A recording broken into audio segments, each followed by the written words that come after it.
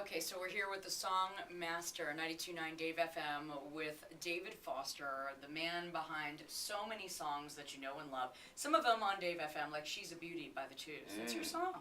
Yeah, can you imagine that I could co-write a song like that? Yeah. Is that the highlight of your career? I worked with Fee Waybill. It was the highlight of my career today at this station.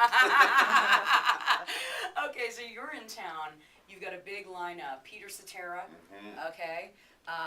You've got Philip Bailey. Earth, Wind & Fire. Huge. Amazing. By the way, we do She's a Beauty in the show, and Michael Johns from American Idol sings it, and he sings the hell out of it. Now, what do you make of American Idol? I mean, you're like the star maker, and then all of a sudden this show comes along, and it's kind of changed the music business. You know, I like it. I mean, I like watching it. I think that Simon's fun to watch. I think he usually tells the truth. I think he's smart. And, the show's a soap opera. Did you know him beforehand? No. You didn't? No, but I did a show called Pop Stars, which kind of was the precursor to American Idol. We just didn't get it right. They got it right. So there's no, For sure. there's no like bitterness there. Yes, there is. Okay, you're extremely bitter. No, I mean, I love the show. I think it's great, and you can't dispute Kelly Clarkson and Carrie Underwood, and Ruben Studdard, by the way. And he's part of your show. Yeah, and he is amazing, and so is Michael Johns. Okay, so the show's at the Fox Theater tomorrow night. I'm going to give away a couple pairs of tickets in a few minutes. Nice. Yeah. We love the Fox Theater. Have you been to the Fox Theater before? Never. Oh, you're going to love it. Everybody says it's incredible. They call it fabulous for a reason. Really? Yeah. The Fabulous Fox. That's what they call it. You're kidding. I'm not.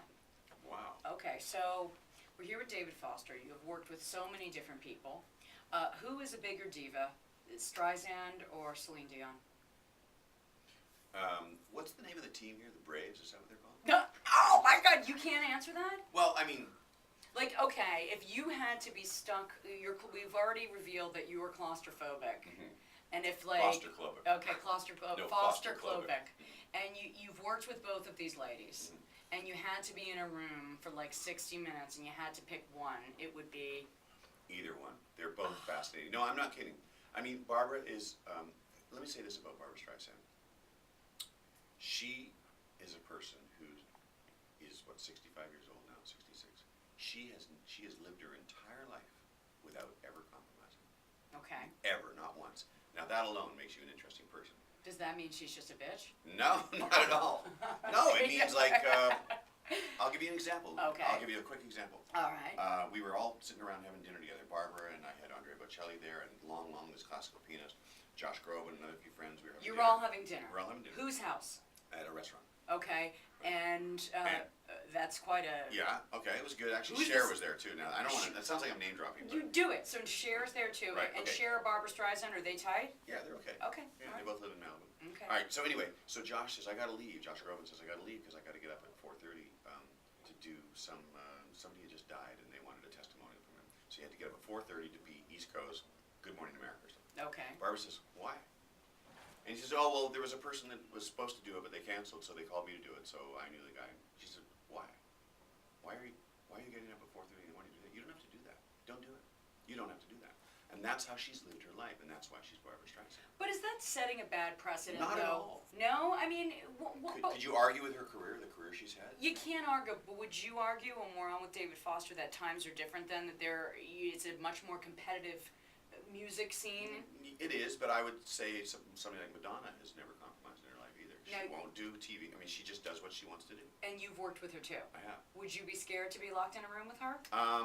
No, I found her actually very, well, I'll tell you this little story. Before we worked together, working together is like a marriage, right? A mini marriage. So I wanted to get to know her, so we decided to go to dinner the night before. Does she eat? Yeah, Okay. in New York. Mhm. And I found her extremely seductive. But not in an overt way, because she wasn't trying to be seductive. So you're saying she wasn't hitting on you? Not at all. But she was sexy. Very, and she was intoxicating. She's really, really magic, and her work ethic is unbelievable. Okay, now Love what songs did you work on her? We had a hit that we wrote together called "You'll See," which was a number I one know hit, that one, sure. from her greatest hits album. We did a couple other songs. Wasn't that from together. Evita? Or the Evita era? No, well, Okay, maybe era. that okay, era, okay. Yes. And we had a great time together, and but I haven't really seen her since. Okay, well, Yeah, things are a she little moved different for her. She moved on from you, David Of Foster. course, She's she thought I over was you. kind of square. You? Yeah. Well, she's single now. Really? Yeah.